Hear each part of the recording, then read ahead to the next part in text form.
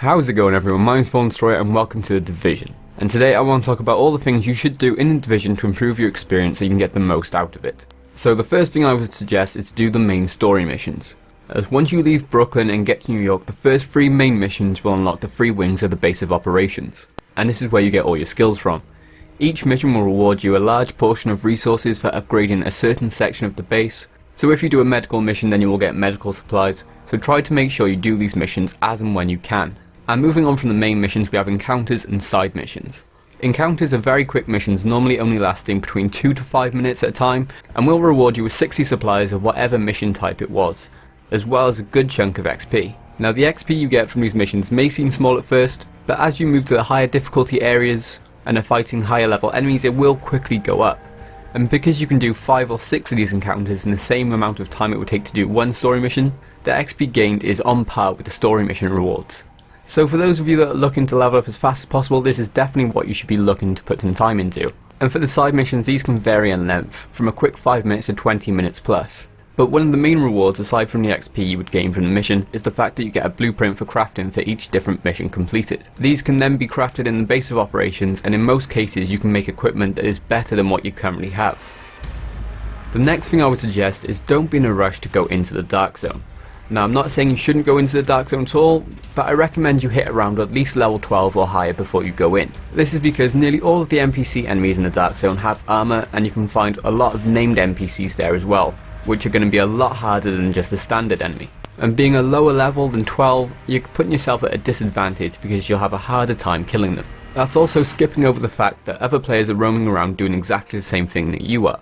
Now those players might not be out to get you, but they could turn on you at any moment, and the better your gear is, the higher your chances of surviving whether you decide to fight or to run.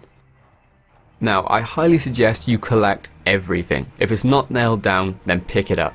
Every weapon and piece of equipment you see, you should be picking up, even if it's of no use to you. And the main reason for this is so you can either sell it, which will give you some money, but not a lot, even for higher end items. But if you need money to buy a certain weapon, attachment or mod, then this will obviously help towards it. Instead, I would suggest that you deconstruct it. This will give you some crafting materials from the item, so if it's a weapon you'll get weapon parts, and for mods and attachments you'll get electronics and tools. You can also mark things as junk in your inventory and mass deconstruct them. And with all these parts you can then use a crafting station to make better gear. Also, if you need blue weapons parts, you can combine a few green weapon parts to make one blue weapon part. So don't think you can only deconstruct the blue items to get the blue materials from them. The next thing I would suggest is to constantly replace your weapons. This is very much a balancing act in game. For example, if you enjoy using snipers and you only replace your secondary weapon, you'll quickly find that your sniper you're using becomes obsolete over other weapons you're finding. And you may not find another sniper for ages. So unless you're near level 30, then it's going to be more beneficial to swap your weapons out as you find better versions, even if it's not the particular weapon type that you want to use. When playing with friends, you should split roles among yourselves, so that you're not all doing the same thing. So having one person as a dedicated medic who's going to be at the back and healing people where he can and providing suppressive fire, or going into the assault type role where you're constantly up close to your enemies, hitting them with shotguns and submachine guns to deal with them quickly. This in turn allows you to effectively approach nearly all situations, as you know what you should be doing, when to use your gadgets or which enemies you should be shooting at. Now obviously this will work a lot better if you have 4 people in the group, as you can really diversify your roles. But even if you're in a party of 2, it can take the pressure off one person who might not like a certain type of playstyle. One thing I think a lot of us are going to be guilty of is not trying all the perks and skills.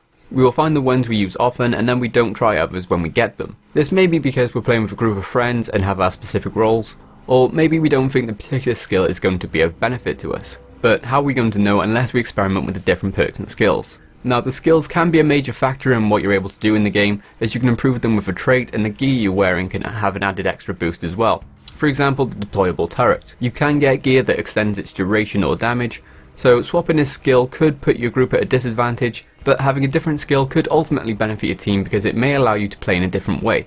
So explore the different perks and skills and see what's going to work best for you and your team. One thing I can't stress enough is to use your minimap. It highlights the direction in which enemies are, where lootable bags and containers are, where collectible items are, and obviously your mission objectives. On quite a few occasions I would have walked right past a collectible item, if not for a friend pointing it out. So the sooner you start relying on the minimap, the more items and gear you're going to collect, which will help you out not only with leveling up your character, but could also reward you with a good weapon or mod. And the last thing I recommend you do is tap fire your weapons, even if it's an automatic. Now I know you can attach mods to weapons to negate recoil, sometimes to the point that there's basically none at all, but unfortunately this isn't always possible. So if you tap fire or just fire in bursts, you're going to be hitting the target a lot more often. And you'll also be leveling up faster simply because you're taking down the enemies a hell of a lot faster, allowing you to progress faster through the game. So that's it for this video. I hope you all enjoyed it and you're able to take something away from it. So if you liked it, then don't forget to smash that like button before you go, and if you want to see more Division tips, strategies, builds and lots of other stuff, then why not subscribe as well. So until the next video, toodle pip.